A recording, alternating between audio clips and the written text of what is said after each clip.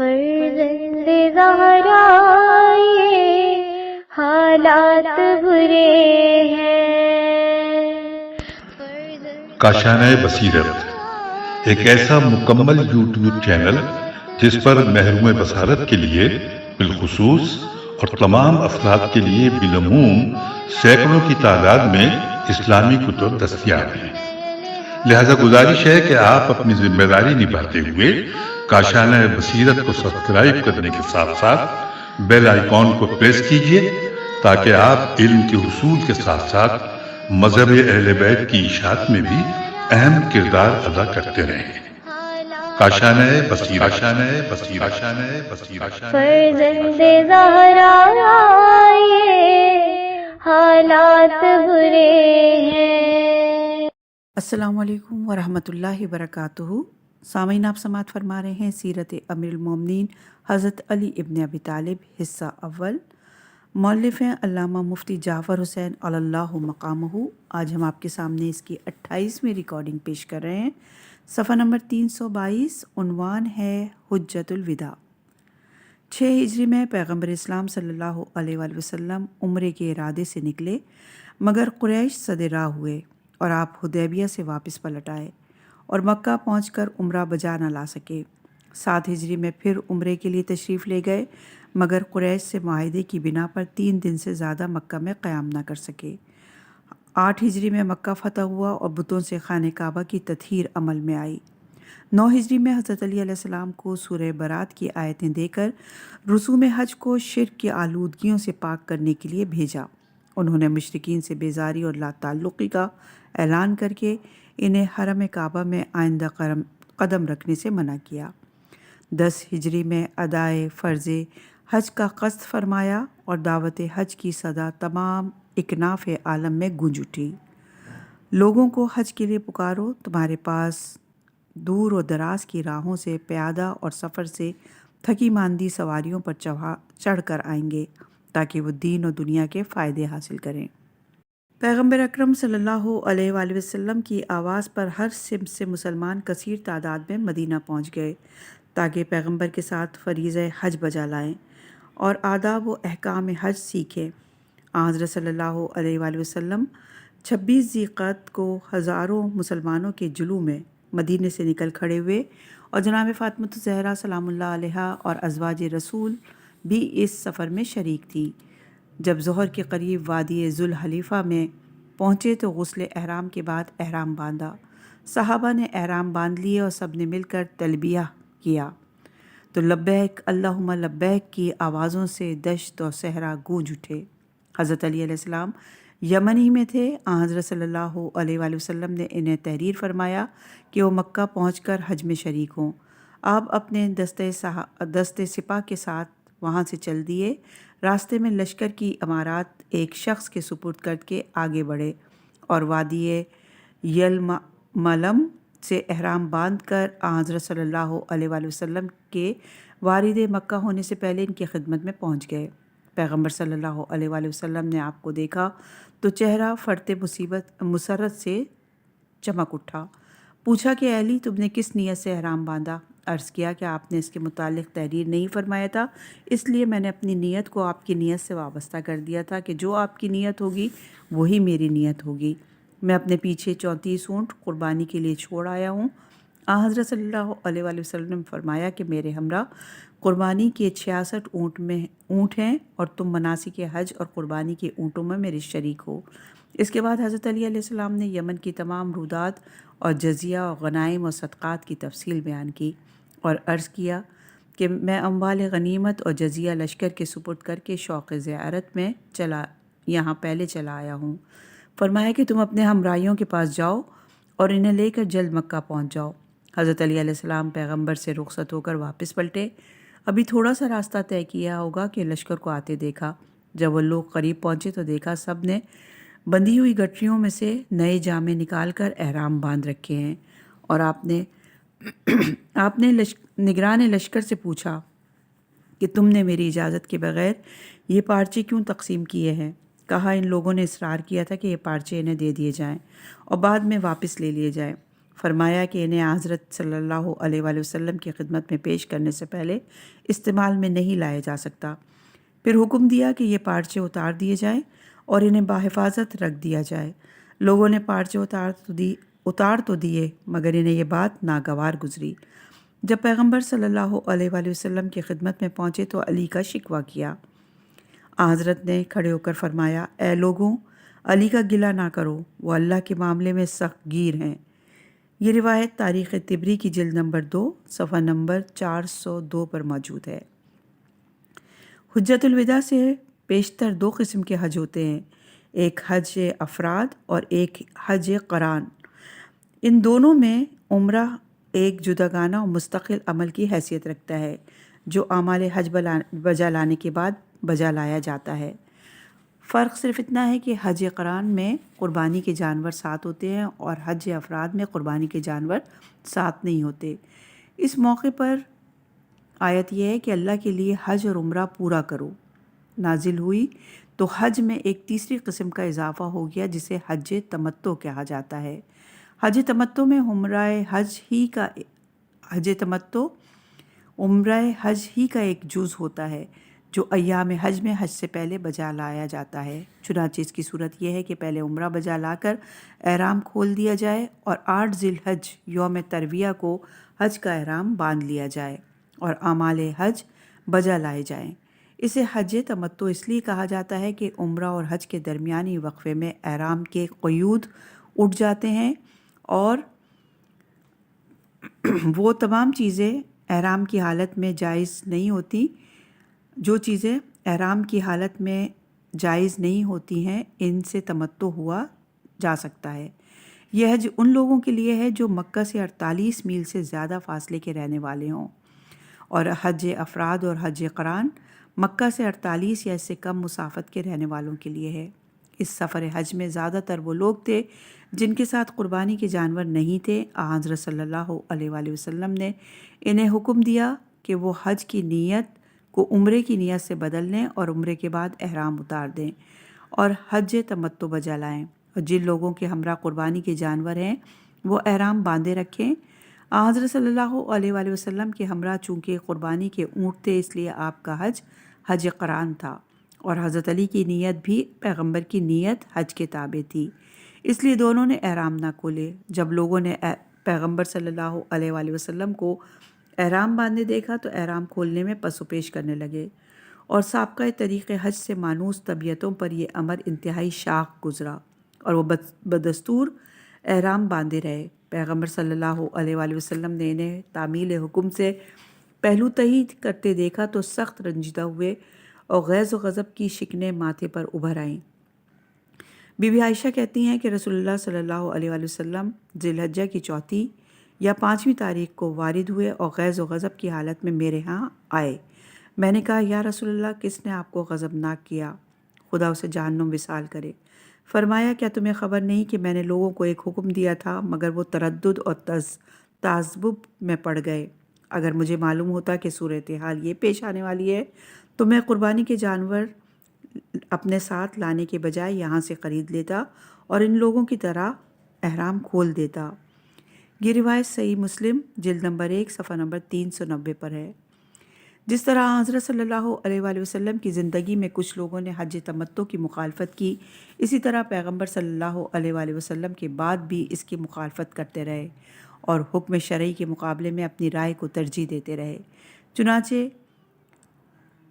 عمران ابن حسین کہتے ہیں، حج تمتع کی آیت قرآن مجید میں نازل ہوئی ہے اور پیغمبر اکرم صلی اللہ علیہ وآلہ وسلم نے ہمیں اس کا حکم دیا تھا، اور بعد میں کوئی ایسی آیت نازل نہیں ہوئی جو حج تمتع کی آیت کو منسوخ کرتی، اور نہ رسول اللہ نے مرتے دم تک اس سے منع کیا، البتہ ایک شخص نے اپنی رائے سے جو چاہا کہہ دیا۔ یہ روایت صحیح مسلم کی جلد نمبر 1 صفحہ نمبر 403 پر موجود ہے۔ شارح مسلم نوائی نے تحریر کیا، اس سے مراد عمر ابن خطاب ہیں، اس لیے کہ سب سے پہلے انہی نے حج تمتع سے منع کیا تھا، باقی رہے حضرت عثمان وغیرہ تو وہ اس مسئلے میں انہی کے تابع تھے۔ یہ بھی حاشیے میں موجود ہے مسلم کی جلد نمبر 1 اور صفحہ نمبر 402 پر۔ بہرحال 8 ذی الحج روز پنجشنبہ حضرت صلی اللہ علیہ وآلہ وسلم نے حکم دیا کہ جنہوں نے عمرے کے بعد احرام کھول دیے تھے وہ احرام باندھ لیں، احرام حج باندھ لیں۔ خود پیغمبر اکرم صلی اللہ علیہ وآلہ وسلم پہلے سے احرام باندھے ہوئے تھے اور حضرت علی بھی آپ کے حسب ہدایت حالت احرام میں باقی تھے۔ جب احرام باندھے جا چکے تو مکہ سے نکل کھڑے ہوئے اور منی میں تشریف لے آئے۔ دوسرے دن نماز صبح کے بعد منی سے عرفات کی طرف روانہ ہو گئے۔ قبل اسلام قریش نے یہ دستور بنا رکھا تھا کہ وہ مشاعر الاحرام میں پہنچ کر رک جاتے اور کہتے کہ ہم اہل حرم میں ہیں، حرم سے باہر نہیں نکلیں گے۔ البتہ دوسرے لوگ عرفات میں چلے جاتے۔ قریش کا خیال تھا کہ پیغمبر بھی منی سے نکل کر مشاعر الحرام میں رک جائیں گے اور آگے نہیں بڑھیں گے، مگر حکم قرآن کہ جہاں سے دوسرے لوگ چل کھڑے ہوں تم بھی وہیں سے چل کھڑے ہو کی بنا پر پیغمبر صلی اللہ علیہ وآلہ وسلم مشاعر الحرام سے آگے عرفات کی طرف چل دیے اور وہاں پہنچ کر نمرہ میں خیمہ زن ہوئے۔ ظہر اور عصر کی نماز ایک ساتھ ادا کی، غروب آفتاب تک وقوف فرمایا اور بعد غروب وہاں سے چل کر مشاعر الحرام میں تشریف فرما ہوئے اور مغرب و عشاء کی نماز ایک ساتھ پڑھی۔ مشاعر الحرام میں رات گزارنے کے بعد روز عید صبح کے وقت منی میں آئے اور جمارہ عقبہ میں رمی کرنے کے بعد 30 اونٹ اپنے ہاتھ سے نہر کیے اور بقیہ اونٹوں کے نہر کرنے پر حضرت علی کو مامور فرمایا۔ جب اونٹ نہر ہو چکے تو ہر اونٹ میں سے گوشت کا ایک ایک ٹکڑا لے کر ایک دیگ میں پکوایا اور حضرت علی کے ساتھ مل کر اس میں سے کچھ کھایا اور باقی تقسیم کر دیا۔ قربانی سے فارغ ہو کر سر منڈوایا اور احرام کھول دیا اور اسی دن مکہ معظم میں پہنچ کر خانہ کعبہ کا طواف کیا، صفا اور عمرہ کی سعی بجا لائے اور منی میں واپس آ گئے، جہاں 13 ذی الحج تک قیام فرمایا اور رمی جمرات کا فریضہ ادا کیا۔ جب اعمال حج سے فارغ ہو گئے تو 14 ذی الحج کو مسلمانوں کی جمعیت کے ساتھ مدینہ روانہ ہو گئے۔ صفحہ نمبر ہے 326، عنوان ہے غدیر خم۔ پیغمبر اسلام صلی اللہ علیہ وآلہ وسلم فریضہ حج سے فارغ ہونے کے بعد جب مدینہ کی جانب روانہ ہوئے تو کم و بیش 1 لاکھ کا مجمع آپ کے ہم رکاب تھا، جو مختلف شہروں اور بستیوں سے سمٹ کر جمع ہو گیا تھا اور اب فرض سے سبکدوش ہو کر خوش اپنے گھروں کو پلٹ رہا تھا۔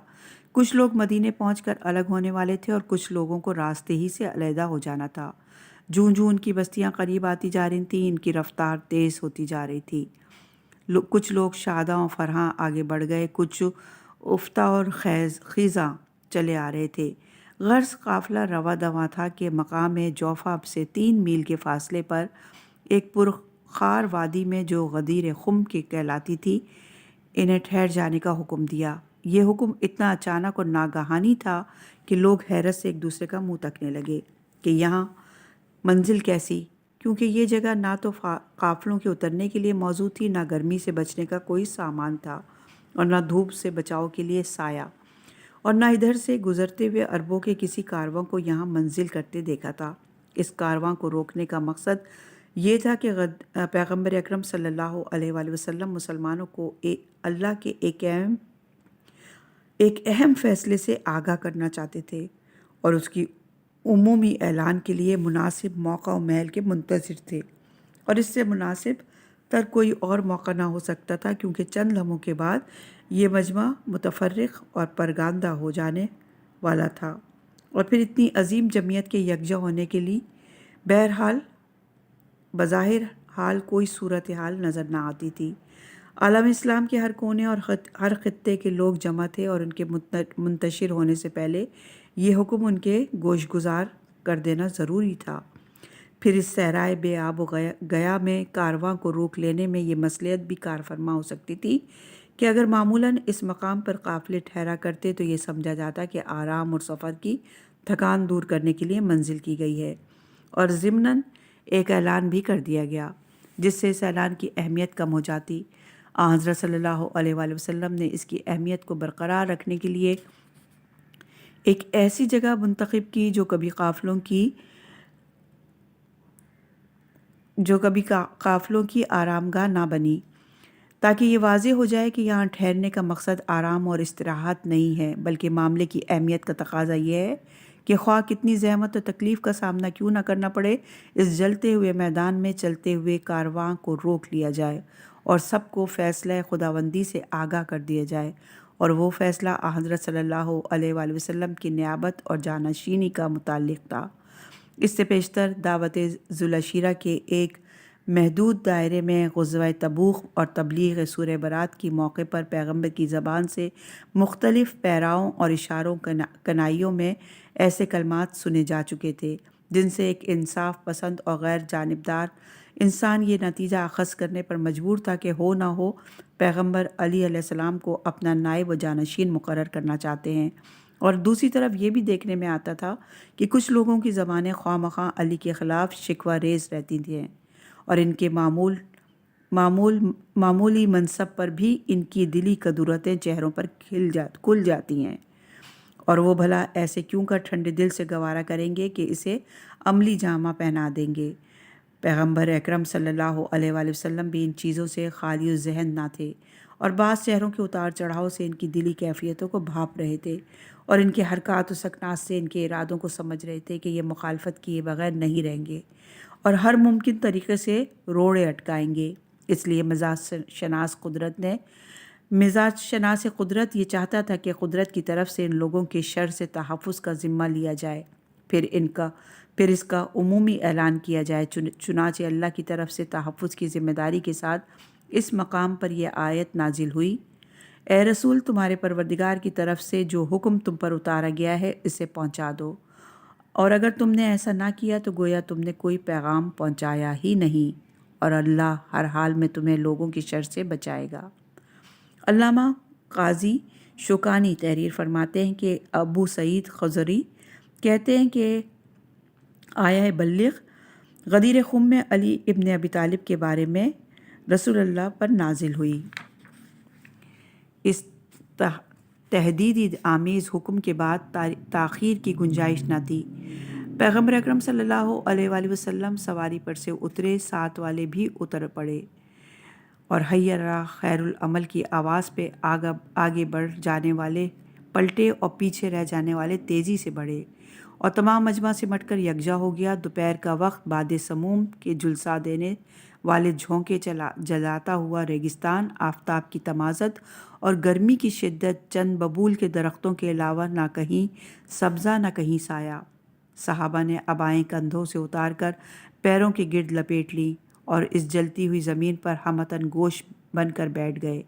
حضرت صلی اللہ علیہ وآلہ وسلم نے اونٹوں کے کجاوے جمع کر کے ببول کے دو درختوں کے درمیان ایک ممبر تیار کروایا، اور زیب اور عرشہ ممبر ہوئے۔ زیب دائے عرشہ ممبر ہوئے۔ زید ابن رقم کہتے ہیں پیغمبر اکرم صلی اللہ علیہ وآلہ وسلم مکہ اور مدینہ کے درمیان اس تالاب پر جو خم کہلاتا تھا خطبہ دینے کے لیے کھڑے ہوئے، اور اللہ کی حمد و ثنا اور پند و تکذیر کے بعد فرمایا: اے لوگوں، میں ایک بشر ہی تو ہوں، وہ وقت دور نہیں کہ میرے پروردگار کی طرف سے پیغمبر آئے اور میں اس کی آواز پر لبیک کہوں۔ میں تم میں دو گرہ قدر چیزیں چھوڑے جاتا ہوں: ایک اللہ کی کتاب جس میں نور و ہدایت ہے، لہٰذا کتاب خدا کو مضبوطی سے پکڑو اور اس سے وابستہ رہو۔ آپ نے کتاب خدا سے تمسک پر زور دیا اور اس کی طرف رغبت دلائی، پھر فرمایا: اور دوسرے میرے اہل بیت ہیں، میں تمہیں اہل بیت کے بارے میں اللہ یاد دلاتا ہوں، میں تمہیں اہل بیت کے بارے میں اللہ یاد دلاتا ہوں، میں تمہیں اہل بیت کے بارے میں اللہ یاد دلاتا ہوں۔ یہ کلمات 3 دفعہ کہے، اور یہ روایت صحیح مسلم کی جلد نمبر 2 صفحہ نمبر 279 پر موجود ہے۔ اس تمہیدی کلمات کے بعد 3 مرتبہ بلند آواز سے فرمایا: کیا میں تم پر خود تم سے زیادہ حق تصرف نہیں رکھتا؟ سب نے ہم آواز ہو کر کہا: بے شک ایسا ہی ہے۔ اپنی الویت اور حاکمیت کا اقرار لینے کے بعد حضرت علی کو بغلوں میں ہاتھ دے کر اوپر اٹھایا اور فرمایا: اے لوگوں، اللہ میرا مولا ہے اور میں تمام مومنوں کا مولا ہوں، اور میں ان کے نفسوں سے زیادہ ان پر حاکم اور مسترف ہوں۔ یاد رکھو جس جس کا میں مولا ہوں اس کا یہ بھی مولا ہے، خدایا اسے دوست رکھ جو انہیں دوست رکھے اور اسے دشمن رکھ جو انہیں دشمن رکھے۔ ابن عبد البر نے تحریر کیا کہ پیغمبر صلی اللہ علیہ وآلہ وسلم نے غدیر خم کے دن فرمایا، جس کا میں مولا ہوں اس کا علی مولا ہے۔ اے اللہ جو انہیں دوست رکھے تو اسے دوست رکھ اور جو انہیں دشمن رکھے تو اسے دشمن رکھ۔ یہ روایت استیعاب کی جلد نمبر 2 صفحہ نمبر 460 پر ہے۔ اس اعلان کے بعد حضرت صلی اللہ علیہ وآلہ وسلم فراز ممبر سے نیچے تشریف لائے اور نماز ظہر باجماعت ادا کی۔ نماز سے فارغ ہو کر اپنے خیمے میں تشریف لے گئے اور لوگوں کو حکم فرمایا کہ وہ گروہ در گروہ علی کے خیمے میں جائیں اور انہیں اس منصب رفیع پر مبارکباد دیں۔ چنانچہ صحابہ نے تکبیر اور تہنیت کے کلمات کہے۔ امہات المومنین اور دوسری خواتین نے بھی اظہار مسرت کرتے ہوئے مبارکباد دی۔ حضرت عمر کے الفاظ تہنیت تو اب تک کے کتب تاریخ و حدیث میں موجود ہیں، وہ یہ ہیں: مبارک ہو اے فرزند ابو طالب، آپ تو ہر مومن اور مومنہ کے مولا ہو گئے۔ اور یہ روایت مسند احمد حنبل جلد نمبر 4 صفحہ نمبر 281 پر موجود ہے۔ ادھر مبارکبادیوں کا سلسلہ جاری تھا، ادھر جبرائیل امین نے اتر کر تکمیل دین و اتمام نعمت کا روح پرور مجدہ سنایا۔ آج میں نے تمہارے دین کو ہر لحاظ سے کامل کر دیا اور تم پر اپنی نعمت پوری کر دی اور تمہارے لیے دین اسلام کو پسند کیا۔ جلال الدین سیوطی تحریر کرتے ہیں، ابو سعید خضری کہتے ہیں کہ جب رسول اللہ نے غدیر خم کے دن علی کو اپنی جگہ پر نصب کیا اور ان کی ولایت کا اعلان کیا تو جبرائیل آیہ الیوم اکملتم دینکم لے کر حضرت کی خدمت میں نازل ہوئے۔ اور یہ روایت تفسیر در منشور جلد نمبر 2 صفحہ نمبر 259 پر موجود ہے۔ واقع غدیر خم متواتر مسلم اور شکوک و شبہات سے بالاتر ہے۔ اس میں تعویلات سے تو کام لیا جاتا رہا ہے لیکن اصل واقعے کو جھٹلایا نہ جا سکا اور نہ الفاظ حدیث کی صحت سے انکار کیا جا سکا، کیونکہ اس حدیث کی کثرت طرق پر نظر کرنے کے بعد وہی شخص انکار کر سکتا ہے جو مشاہدات اور بدیہات کے انکار کا عادی ہو۔ علم الہدا سید مرتضیٰ نے فرمایا کہ واقع غدیر کا انکار چاند سورج اور ستاروں کے انکار کے برابر ہے۔ علامہ مقبلی نے کہا کہ اگر واقع غدیر پر یقین نہیں تو پھر دین کی کوئی بات یقینی نہیں ہے۔ فریقین کے علماء اور محدثین کا اس بات پر اتفاق ہے کہ پیغمبر صلی اللہ علیہ وآلہ وسلم نے ایک عظیم اجتماع کے اندر اپنی حاکمیت اور اولیت کا اقرار لینے کے بعد فرمایا کہ جو مجھے اپنا مولا سمجھتا ہے وہ علی کو بھی اپنا مولا سمجھے، مگر لفظ مولا کو حسب پسند معنی پہنا کر حقیقت کو نگاہوں سے اوجھل رکھنے کی کوشش کی گئی، اس لیے کہ اگر یہ تسلیم کر لیا جاتا کہ اس حدیث کی روح سے جو حیثیت رسول کی امت سے ہے وہی حیثیت علی کی ہے تو سقیفہ بنی سعادہ کی کوئی کارروائی کا کوئی جواز نہ رہتا۔ چنانچہ کبھی یہ کہا گیا کہ اس کے معنی دوست کے ہیں اور کبھی کہا گیا کہ اس کے معنی ناصر و مددگار کے ہیں، لیکن سوچنے سمجھنے اور غور کرنے کی بات یہ ہے کہ ایک جلتے ہوئے صحرا میں ہزاروں کے مجمع کو جو اپنے گھروں میں پہنچنے کے لیے بے چین تھا سمیٹنا، جبکہ کارواں کا ایک حصہ عقب میں رہ گیا تھا اور اگلا ریلا 3 میل سے آگے جوفا کے حدود تک پہنچ چکا تھا۔ کانٹوں کو سمیٹ کر جلتی زمین پر بیٹھنے کی جگہ بنانا، پالانوں کو جمع کر کے ممبر نصب کرنا اور پیغمبر کا اپنے حاکم اور اولا بالتصرف ہونے کا اقرار لینا صرف یہ بتانے کے لیے تھا کہ جس کا میں دوست ہوں اس کے علی بھی دوست ہیں، یا جس کا میں مددگار ہوں علی بھی اس کے مددگار ہیں۔ کوئی بھی صاحب عقل و دانش یہ باور نہیں کرے گا کہ یہ اہتمام اور انصرام محض اتنی سی بات کے لیے تھا کہ ان لوگوں سے علی کی رسول اللہ سے دوستی اور وابستگی مخفی تھی، یا اوائل عمر سے اسلام اور اہل اسلام کی نصرت میں علی کے کارنامے ڈھکے چھپے ہوئے اور کسی تعارف کے محتاج تھے، یا اللہ کا ارشاد مومنین کیا مرد کیا عورتیں آپس میں ایک دوسرے کے دوست ہیں۔ اس دوستی کے اظہار کے لیے کافی نہیں تھا، اور کیا پیغمبر اپنی حاکمانہ حیثیت منوائے بغیر اس مقصد میں کامیاب نہ ہو سکتے تھے؟ بلا شبہ دوست و ناصر کے معنی مراد لینے سے یہ تمام چیزیں بے معنی اور بے مدعا ہو کر رہ جائیں گی۔ اور پھر اس پر بھی نظر ڈالیے کہ پیغمبر صلی اللہ علیہ وآلہ وسلم کو نصرت و دوستی کے اعلان سے کیا خطرہ ہو سکتا تھا؟ قدرت کو یہ کہنا پڑے کہ اللہ تمہیں لوگوں کی شر سے بچائے رکھے گا، اور یہ خطرہ بیرونی خطرہ بھی نہیں ہو سکتا، اس لیے کہ تمام بیرونی خطروں کا انسداد کیا جا چکا تھا۔ اب اگر تھا تو اندرونی خطرہ تھا، اور یہ ایسی صورت میں ہو سکتا تھا کہ جب پیغمبر صلی اللہ علیہ وآلہ وسلم کا اعلان ایک طبقے کے سیاسی مصالح سے متصادم ہوتا، اور ظاہر ہے کہ دوستی اور نصرت کا اعلان تو خطرے کو دعوت نہ دے سکتا تھا۔ یہ تمام قرائن اور شواہد اس بات کا ثبوت ہیں کہ اس مقام پر مولا کے معنی حاکم و متصرف کے ہیں، اور جس طرح حضرت صلی اللہ علیہ وآلہ وسلم کی ولایت اور حاکمیت کا اقرار ضروری ہے، اسی طرح علی کی ولایت اور حاکمیت کا اقرار بھی لازمی ہے، اور اسی معنی کی توضیح و تعین کے لیے پیغمبر نے اپنی حاکمانہ اور متصرفانہ حیثیت کا اقرار لیا تھا، ورنہ اس کی کوئی ضرورت ہی نہ تھی۔ حضرت عمر نے مبارکباد پیش کی تو کچھ سمجھ کر ہی پیش کی ہوگی۔ اگر اس میں کسی نمایاں اعزاز کا اعلان نہ ہوتا تو تبریک کا محل ہی کیا تھا؟ اگر جانبداری سے ہٹ کر انصاف اور حق پسندی سے کام لیا جائے تو اس میں کوئی شبہ باقی نہیں رہتا کہ یہ اعلان اسی اعلان کی صدائے بازگشت تھا جو واقع غدیر سے 20 برس قبل دعوت عشیرہ کے ایک محدود حلقے میں کیا گیا تھا۔ یہ میرا بھائی، یہ میرا ولی عہد اور میرا جانشین ہے، اس کی سنو اور مانو۔ یہ روایت تاریخ کامل جلد نمبر 2 صفحہ نمبر 42 پر موجود ہے۔ بہرحال اس اعلان سے نہ صرف مسئلہ خلافت واضح ہو جاتا ہے بلکہ پیغمبر کی تمام تبلیغات اور تعلیمات میں اس مسئلے کی اہمیت اور بنیادی حیثیت بھی نمایاں ہو جاتی ہے۔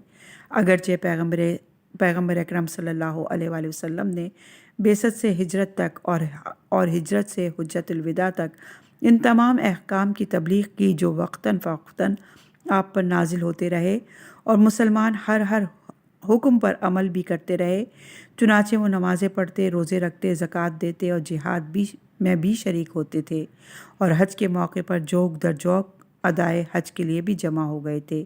مگر آیہ قرآنی، اگر تم نے یہ نہ کیا تو گویا تم نے کوئی پیغام پہنچایا ہی نہیں، سے ظاہر ہوتا ہے کہ اس آخری تبلیغ کے بغیر تمام احکام کی تبلیغ نہ تمام بلکہ کالعدم تھی۔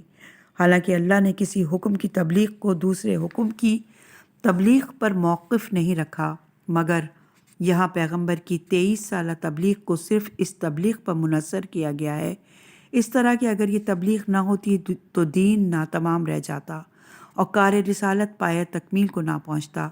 اس سے دو چیزیں کا ثبوت ملتا ہے، ایک تو یہ کہ اس حکم کی حیثیت اسلام میں اصل اور اساس کی ہے، اور دوسرے اعمال و احکام کی حیثیت فروع کی ہے، اور جس طرح بنیاد کے بغیر دیواروں میں استحکام نہیں ہوتا اور جڑ کے بغیر شاخیں پھلتی پھولتی نہیں ہے، اسی طرح اس آخری تبلیغ کے بغیر رسالت نہ تمام رہتی اور دین اتمام اور اکمل کو نہ پہنچتا۔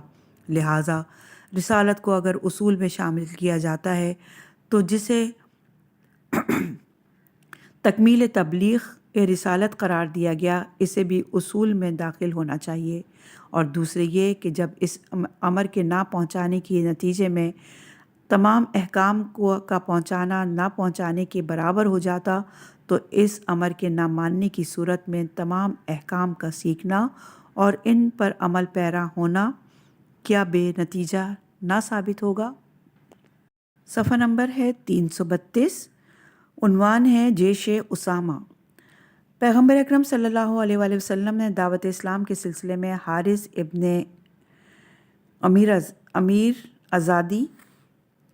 امیر ازدی کو اپنا سفیر بنا کر حاکم بصری کے پاس بھیجا تھا، مگر راستے میں بلقاء شرجیل ابن عمرو غسانی نے انہیں گرفتار کر کے قتل کروا دیا۔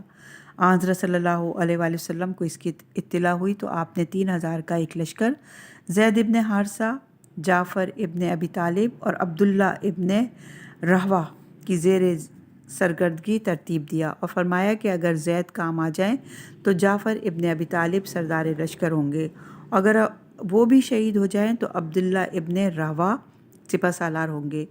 جب یہ لشکر مان میں پہنچا تو معلوم ہوا کہ ہرقل روم اور شام کی فوجوں کے ساتھ بلقا میں چھاؤنی ڈالے پڑا ہے۔ مسلمانوں کو دشمن کی کثرت و قوت کا پتہ چلا تو ہراساں ہو کر مان میں رک گئے اور کہنے لگے کہ ہمیں مدینے سے مزید کمک طلب کرنا چاہیے، مگر عبداللہ ابن رہوہ نے لشکر کا حوصلہ بڑھایا اور کہا کہ ہمیں دشمن کی ٹڈی دل فوجوں کو خاطر میں نہیں لانا چاہیے۔ مسلمانوں کی ہمت بندی اور انہوں نے قدم آگے بڑھا دیے۔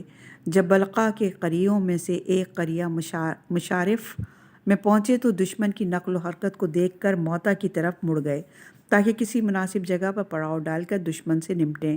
جب موتا میں پہنچے تو ایک میدان میں صف بندی کی اور میمنہ اور میسرہ ترتیب دیا۔ دشمن نے بھی وہاں پہنچ کر صفیں جما دی۔ زید ابن حارثہ ہاتھوں میں علم لے کر نکلے اور شہید ہو گئے۔ اب جعفر ابن ابی طالب نے علم لیا اور میدان میں اترے۔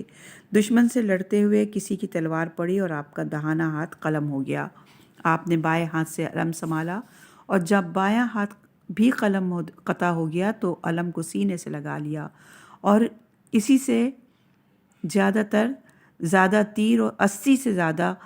تیر و تلوار کے زخم کھا کر شرف شہادت سے ہمکنار ہوئے، اور پیغمبر نے انہیں ذوالجنین یعنی دو پروں والا اور طائر فی الجنہ جنت میں پرواز کرنے والا کے لقب سے یاد کیا۔ پھر عبداللہ ابن رہوہ نے علم سنبھالا اور جنگ کرتے ہوئے شہید ہو گئے۔ ان جلیل القدر علمبرداروں کے بعد کوئی نامزد علمبردار نہ رہا تھا۔ ایک انصاری ثابت ابن ارقم نے علم اٹھایا اور کہا اپنے میں سے کسی ایک کو منتخب کر لو۔ لوگوں نے کہا اب تم ہی علم لیے رہو۔ کہا میں اس کے لیے تیار نہیں ہوں، کسی اور کو منتخب کرو۔ چنانچہ خالد بن ولید نے علم لے کر سپہ سالاری کا منصب سنبھال لیا۔ انہوں نے کچھ دیر لڑائی کو جاری رکھا۔ رات کا اندھیرا پھیلنے لگا، اندھیرے کی وجہ سے لڑائی رک گئی۔ خالد نے اسے غنیمت سمجھا اور راتوں رات لشکر کو لے کر مدینے سے ہٹ گئے اور مدینے کا رخ کر لیا۔ جب یہ شکست خوردہ لشکر مدینہ پہنچا اور لوگوں کو لشکریوں کے روح بزرار ہونے کا پتہ چلا تو مٹی اٹھا کر ان کے چہروں پر پھینکنا شروع کی اور انہیں بھگوڑوں کے نام سے یاد کیا۔ یہ لوگ شرمندگی سے منہ چھپاتے پھرتے رہتے، اور سلمہ ابن حشام نے جو اس لشکر میں شریک تھے نماز جماعت میں آنا چھوڑ دیا، اس لیے کہ جب مسجد میں آتے تھے تو لوگ یہ کہتے تھے کہ تم وہی ہو جو اللہ کی راہ سے بھاگ نکلے ہو۔ یہ روایت تاریخ طبری کی جلد نمبر 2 صفحہ نمبر 232 پہ موجود ہے۔ یہ واقعہ جمادی الاولیٰ 8 ہجری میں رونما ہوا تھا، مگر ابھی تک شہدائے موتا کے لیے کوئی قدم نہیں اٹھایا گیا تھا۔ ایسا معلوم ہوتا تھا کہ پیغمبر صلی اللہ علیہ وآلہ وسلم کسی مصلحت کی بنا پر اسے اپنی زندگی کے آخری دنوں کے لیے اٹھا رکھنا چاہتے ہیں۔ چنانچہ اپنی بیماری کے ایام میں ایک 18-19 سالہ نوجوان اسامہ ابن زید کی زیر سرکردگی ایک لشکر ترتیب دیا اور مہاجرین اور انصار کو ان کی ماتحتی میں جانے پر مامور کیا۔ ابن سعید نے تحریر کیا، انصار و مہاجرین اولین میں سے کوئی نمایاں فرد ایسا نہ تھا جسے اس غزوہ میں شرکت کے لیے نہ کہا گیا ہو۔ ان لوگوں میں ابوبکر صدیق، عمر ابن خطاب، عبیدہ ابن جرح، سعید ابن ابی وقاص، سعید ابن زید، قتادہ ابن نعمان، سلمہ ابن اسلم ابن حریش بھی شامل تھے۔ یہ روایت طبقات کی جلد نمبر 2 صفحہ نمبر 190 پہ موجود ہے۔ جب پیغمبر اکرم صلی اللہ علیہ وآلہ وسلم نے علالت کے باوجود اپنا ہاتھ سے علم سجا کر اسامہ کو دیا تو مسلمانوں نے ان کے پرچم کے نیچے جانے کے بجائے ان کی افسری پر لے دے شروع کر دی اور کھلے خزانوں اعتراضات کرنے لگے۔ کبھی یہ کہا گیا کہ یہ نوعمر اور ناتجربہ ہے، اور کبھی یہ کہا گیا کہ یہ آزاد کردہ غلام کا بیٹا ہے۔ پیغمبر اکرم کے کانوں میں یہ نکتہ چینی کی آوازیں پہنچی تو بخار کی حالت میں لپٹے لپٹائے سر پر پٹی باندھے باہر تشریف لائے اور خطبہ دیتے ہوئے فرمایا، اگر تم اس کی امارات پر معترض ہو تو اس سے پہلے اس کے باپ کی امارات پر بھی طعنہ زنی کر چکے ہو۔ خدا کی قسم وہ امارات کا سزاوار تھا اور میری نظروں میں دوسروں سے زیادہ پسندیدہ تھا، اور اس کے بعد یہ بھی مجھے دوسروں سے زیادہ عزیز ہے۔ یہ روایت صحیح مسلم جلد نمبر 2 صفحہ نمبر 283 پر موجود ہے۔ اس کے بعد آپ گھر کے اندر تشریف لے گئے اور مرض کی شدت کی صورت اختیار کر لی، مگر اس حالت میں بھی بار بار یہی فرماتے تھے، لشکر اسامہ کو جلدی بھیجو، لشکر اسامہ کو فوراً بھیجو، لشکر اسامہ کو فوراً روانہ کرو۔ اسامہ پیغمبر کو دیکھنے کے لیے آئے اور عرض کیا، یا رسول اللہ، یہ بہتر ہوگا کہ آپ کے صحتیاب ہونے کے بعد لشکر کی روانگی ہو۔ فرمایا، نہیں، تم لشکر کو لے کر چلے جاؤ اور اس میں ذرا تاخیر نہ کرو۔ اسامہ وہاں سے اٹھ کھڑے ہوئے اور جانے کی تیاری میں لگ گئے۔ ادھر پیغمبر پر مرض کا دباؤ بڑھ گیا اور غشی کی کیفیت طاری ہو گئی۔ جب ذرا سنبھالا تو دریافت فرمایا کہ لشکر روانہ ہو گیا۔ بتایا گیا ابھی جانے کی تیاری ہو رہی ہے۔ حضرت صلی اللہ علیہ وآلہ وسلم کی تیوریوں پر بل آئے اور فرمایا، اسامہ کے لشکر کو فوراً روانہ کرو، خدا کی لعنت ہو اس پر جو لشکر میں شریک نہ ہو۔ یہ روایت کتاب العلل والنحل صفحہ نمبر 8 پر موجود ہے۔ حضرت صلی اللہ علیہ وآلہ وسلم کے بار بار کہنے اور زور دینے سے نکل تو کھڑے ہوئے، مگر مدینے سے 3 میل کے فاصلے پر وادی جرف میں جا کر رک گئے۔ اتنے میں کسی نے خبر بھجوائی کہ پیغمبر کا دم واپسین ہے۔ یہ سن کر اسامہ، ابو عبیدہ اور حضرت عمر مدینے چلے گئے۔ یہ دن رسول اللہ کی زندگی کا آخری دن تھا۔ جب آپ جوار حق میں پہنچ گئے تو دوسرے لوگ بھی واپس پلٹ آئے۔ اہل اسلام کے نزدیک پیغمبر اکرم صلی اللہ علیہ وآلہ وسلم کا ہر حکم الہی کا آئینہ دار اور وحی الہی کا ترجمان ہوتا ہے، اور اس کی مخالفت حکم خدا کی مخالفت ہے، مگر اس کے باوجود پیغمبر کا یہ تاکیدی فرمان ٹالم ٹول کی نظر ہوتا جاتا ہے اور مامورین میں سے کوئی اس پر عمل پیرا ہوتا نظر نہیں آتا۔ کاغذ و قلم کے طلب کرنے پر تو ہیزان کی آڑ میں خلاف ورزی کا جواز پیدا کر لیا گیا تھا، مگر خدا جانے کہ اس حکم کی خلاف ورزی کے لیے کیا جواز ڈھونڈا جائے گا۔ اس تجہیز جیش کی مصلحت اور اس کی خلاف ورزی کے دوائی و اسباب کو سمجھنے کے لیے ضروری ہے کہ اس واقعے کے پس منظر کا جائزہ لیا جائے اور ان حالات پر نظر کی جائے جن حالات کے ماتحت رسول خدا نے مہاجرین اور انصار کو اسامہ کی زیر قیادت لشکر کشی کا حکم دیا تھا۔ تاریخ بتاتی ہے کہ حجۃ الوداع کے بعد سے پیغمبر کی طبیعت خراب رہنے لگی تھی۔ اس طبیعت کی خرابی نے بیماری کی صورت اختیار کر لی اور یہی بیماری موت کا پیش خیمہ بن گئی۔ حضرت صلی اللہ علیہ وآلہ وسلم حجۃ الوداع اور غدیر خم کے خطبوں میں یہ خبر دے چکے تھے کہ میری موت کی ساعت قریب ہے اور میں جلد اس جہان فانی سے رخصت ہو جانے والا ہوں۔ اور حجۃ الوداع سے پلٹنے کے بعد بھی آپ کی زبان سے ایسے کلمات سنے گئے جو ایک طرح سے موت کا واضح اعلان تھا، اور صحابہ بھی یہی سمجھ رہے تھے کہ یہ رحمت اور رأفت کا آسمان جو 23 برس سے ان کے سروں پر سایہ فگن تھا، پیوند زمین ہونے والا ہے۔ عبداللہ ابن مسعود کہتے ہیں، ہمارے پیغمبر نے رحلت سے 1 مہینے پہلے اپنی موت کی خبر دے دی تھی۔ یہ روایت تاریخ طبری جلد نمبر 2 صفحہ نمبر 435 پر موجود ہے۔ پیغمبر ایک طرف سفر آخرت کے قرب کی خبر دے رہے تھے، دوسری طرف ایسے فتنوں کے ابھرنے کی پیش گوئیاں بھی فرما رہے تھے جن کے محب سائے افق عالم پر چھائے جا رہے تھے اور شب تاریک کے مانند فضا کو تیرہ و تار بنانے کے لیے امڈ آئے تھے۔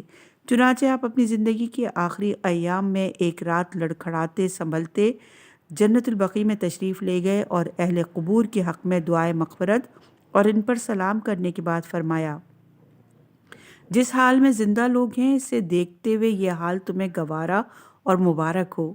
اب تو کالی راتوں کی طرح کے فتنے پے در پہ بڑھتے چلے آ رہے ہیں اور جو فتنہ اٹھے گا وہ پہلے فتنے سے بدتر ہوگا۔ یہ روایت تاریخ طبری جلد نمبر 2 صفحہ نمبر 432۔ ان حالات میں کہ ایک طرف دم واپسینس اور دوسری طرف تباہ کن فتنے سر اٹھاتے نظر آ رہے ہیں، کیا ان فتنوں کا انسداد زیادہ ضروری تھا یا موتا کے ان شہیدوں کا قصاص زیادہ لازمی تھا جنہیں شہید ہوئے 2-2.5 سال کا عرصہ گزر چکا تھا، اور اس عرصے میں نہ ادھر کوئی توجہ کی گئی اور نہ کوئی عملی اقدام کیا گیا۔ اگر دشمن کی طرف سے چڑھائی کا اندیشہ ہوتا یا غنیم حملہ ور ہوتا تو اس صورت میں فوج کشی بہرحال لازمی تھی، مگر ان میں سے کوئی ایک بات بھی نہ تھی۔ نہ دشمن چڑھایا تھا، نہ غنیم حملہ آور تھا، اور نہ حوث سے ملک گیری کا سوال پیدا ہوتا ہے۔ پھر اچانک اس کی اہمیت کا اتنا احساس کیوں کہ جب غشی سے آنکھیں کھلتی ہیں بار بار یہی فرماتے ہیں کہ جس طرح بن پڑے لشکر کو بھیج دو، اور میں اپنی زندگی میں سن لوں کہ لشکر جا چکا ہے۔ اور پھر اس تاکید نے تحدید کی صورت اختیار کر لی اور فرمایا کہ جو لشکر میں شریک ہو کر جانے سے گریز کرے وہ اللہ کی لعنت کا سزاوار ہے۔ اس سے پہلے کبھی پیغمبر صلی اللہ علیہ وآلہ وسلم نے یہ تحدیدی لہجہ اختیار نہیں کیا تھا، بلکہ جنگ و جہاد میں جانے سے کسی نے عذر کیا تو اس کا عذر منظور کر لیا، کسی نے مجبوری ظاہر کی تو اسے رخصت دے دی، مگر یہاں نہ کوئی عذر مسموع ہوتا ہے اور نہ کوئی جھوٹی سچی مجبوری کو مجبوری سمجھا جاتا ہے۔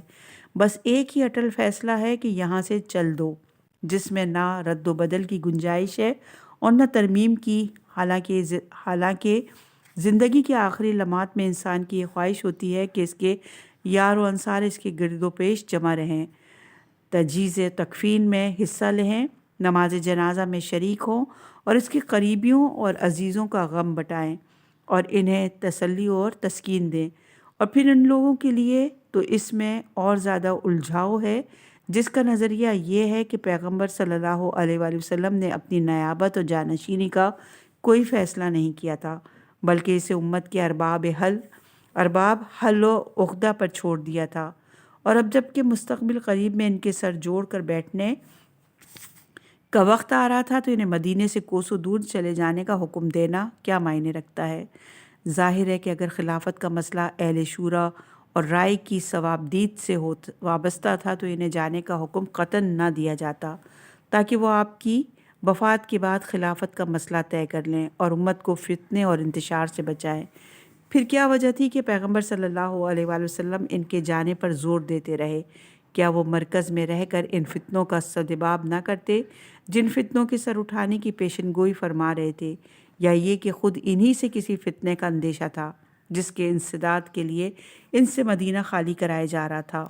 یہ ایک حقیقت ہے کہ حضرت صلی اللہ علیہ وآلہ وسلم اپنے گرد و پیش والوں سے مطمئن نہ تھے، چنانچہ کچھ لوگ تو آپ کی خبر علالت سن کر اسلام سے منحرف ہو رہے تھے، اور کچھ لوگوں کے طور طریقے یہ بتا رہے تھے کہ وہ اقتدار کی راہیں ہموار کرنے کی فکر میں لگے ہوئے ہیں، جس کے معیار گڑھے جائیں گے، اصول بنائے جائیں گے، اور ان خود ساختہ اصولوں کے نتیجے میں مسلمان بڑھ جائیں گے اور اسلام پارا پارا ہو جائے گا۔ اسلام کے تحفظ کی واحد ضمانت پیغمبر کی ہدایت پر عمل پیرا ہونے میں مضمر تھی۔ حضرت صلی اللہ علیہ وآلہ وسلم مختلف مواقع پر اور خصوصاً غدیر خم کے موقع پر ہدایت فرما چکے تھے کہ ان کے بعد علی خلیفہ و ولی امر ہوں گے، مگر اس کے ساتھ کچھ مشکلات بھی نظر آ رہی تھیں۔ آپ دیکھ چکے تھے کہ بعض لوگوں کی نظروں میں علی کا معمولی سے معمولی امتیاز بھی کھٹکتا ہے، اور وہ بات بات پر شکایات کا طومار باندھنے لگتے ہیں، اور یقیناً دعوت عشیرہ کے عہد و پیام اور غدیر خم کے اعلان کو عملی جامہ پہنائے جانے میں مزاحم ہوں گے، اور جنہوں نے آپ کے جیتے جی اسامہ کی امارات کو تسلیم نہ کیا ہو اور ان کی نوعمری کی وجہ سے انہیں قیادت کا اہل نہ سمجھا ہو، وہ علی کو بلا چون و چرا کس طرح نمائندہ اسلام اور خلیفہ رسول تسلیم کر لیں گے؟ اور کیا ان کی کم عمری پر بھی اعتراض نہ ہوگا؟ اگرچہ پیغمبر اسلام صلی اللہ علیہ وآلہ وسلم نے ایک نوجوان کو امارات دے کر اس اعتراض کو اعتراض نہیں رہنے دیا تھا، پھر بھی حضرت علی اس اعتراض سے نہ بچ سکے، اور یہ کہا گیا کہ ابھی جوان ہیں اور خلافت اور امارات کے لیے کوئی عمر رسیدہ آدمی ہی موضوع ہو سکتا ہے۔ اگر نظر غائر سے دیکھا جائے تو اس میں کوئی شک و شبہ نہیں رہتا کہ اس تجہیز جیش میں جہاں یہ مقصد کار فرما تھا کہ شہدائے موتا کا قصاص لیا جائے، وہاں یہ اہم مقصد بھی اس میں مضمر تھا کہ جن سے یہ اندیشہ ہو سکتا تھا وہ حضرت علی کی خلافت کی عملی تکمیل میں مزاحم ہوں گے، انہیں اتنے عرصے کے لیے مدینہ سے باہر بھیج دیا جائے، جب وہ پلٹ کر آئیں تو خلافت اپنے مرکز پر قائم ہو چکی ہو اور ریخنا اندازیوں کا سدباب ہو چکا ہو۔ اگرچہ پیغمبر اکرم صلی اللہ علیہ وآلہ وسلم یہ سمجھ رہے تھے کہ یہ لوگ جانے والے نہیں ہیں مگر پیغمبر صلی اللہ علیہ وآلہ وسلم کا پیغمبر ہونے کی حیثیت سے بہرحال یہ فرض تھا کہ وہ خاموش بیٹھنے کی بجائے پہم جدوجہد کرتے رہیں اور لوگوں کی نافرمانی اور خلاف ورزی سے گھبرا کر سپر انداختہ نہ ہوں، اس لیے کہ پیغمبر صلی اللہ علیہ وآلہ وسلم کا کام ادائے فرائض ہے، خواہ ان کی آواز پر کان دھرا جائے یا نہ دھرا جائے۔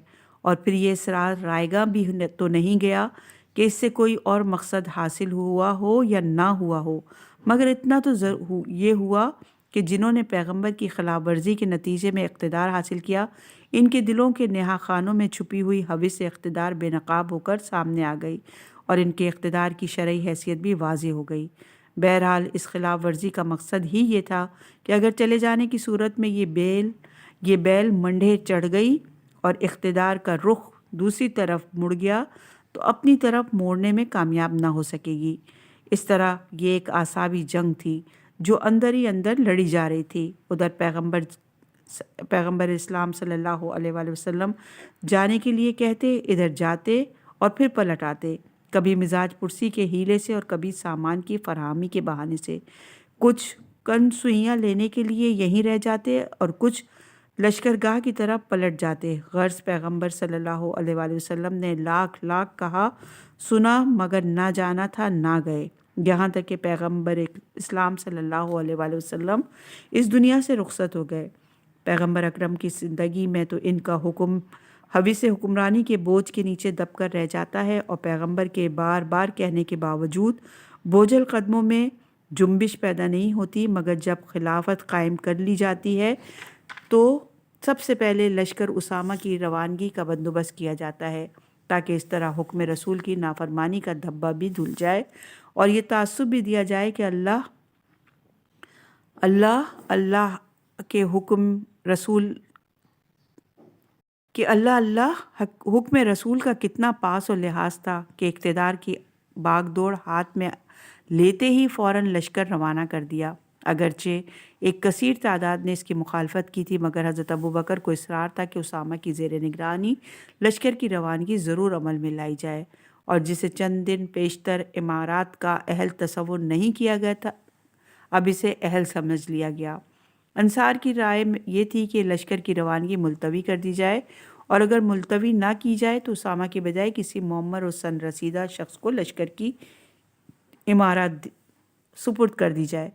چنانچہ حضرت عمر نے انصار کی ترجمانی کرتے ہوئے حضرت ابوبکر سے کہا کہ اسامہ کو امارات سے برطرف کر دیا جائے، جس پر حضرت ابوبکر بہت بگڑے اور حضرت عمر کی داڑھی پکڑ کر کہا، تم مر جاؤ اور تمہاری ماں تمہارے سوگ میں بیٹھے۔